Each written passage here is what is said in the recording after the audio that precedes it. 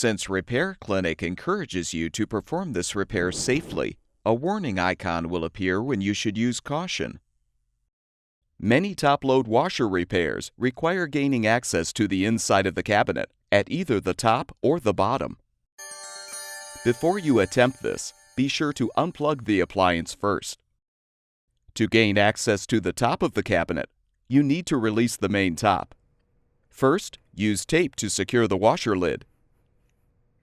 Next, use a putty knife to release the retaining clips, securing the main top. The clips are located approximately 6.5 inches in from each side of the washer. With both clips released, rotate the main top upward and support it.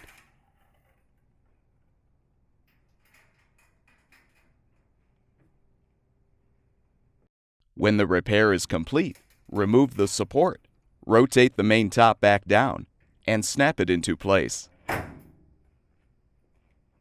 You can access the inside of the control panel by simply loosening the 3 screws at the back and rotating the control panel forward. When the repair is done, rotate the control panel back into place and tighten the screws.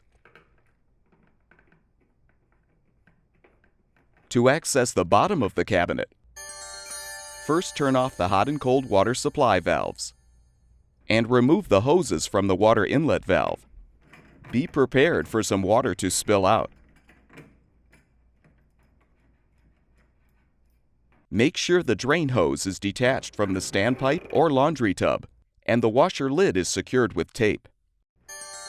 Now carefully tip the washer forward so its front rests on a towel or carpet.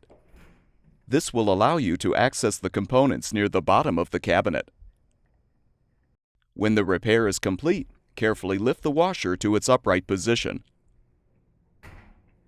Remove the tape securing the lid and attach the drain hose to the standpipe or laundry tub. Reattach the hoses to the inlet valve and turn the water supply back on.